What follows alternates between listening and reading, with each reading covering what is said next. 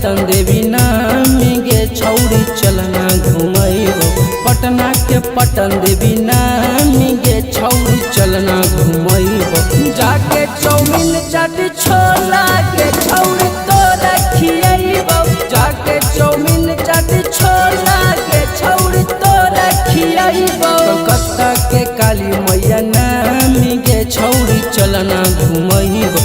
आरा के ऐरन देवी नामी गे छौरी चलना घुमैबो। जाके चौमिन चाट छोला के छौरी तोरा खियैबो। जाके चौमिन चाट छोला के छौरी तोरा खियैबो।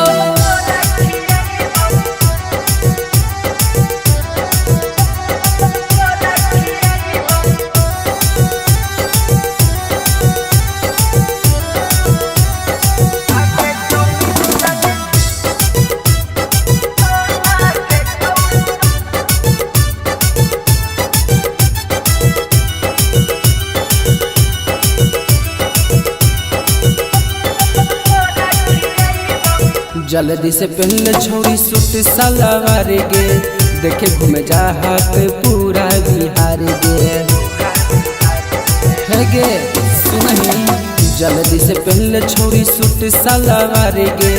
देखे घूमे जाहत पूरा बिहार गे। किनी है सुंदर सुंदर हरवा गे छौरी चलना दिलैबो। किनी है सुंदर सुंदर हरवा गे छौरी चलना दिलैबो।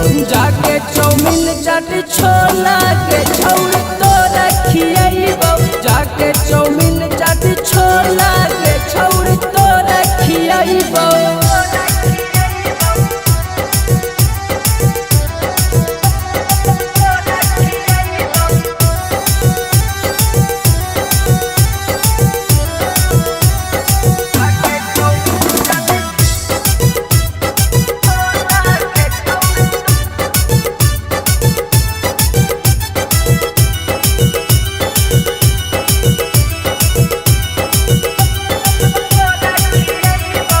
हथवा में ले ली है मोबाइल समसंग के। वीडियो बनी है छौरी इंस्टा पर चल के। हथवा में ले ली है मोबाइल समसंग के। वीडियो बनी है छौरी इंस्टा पर चल के।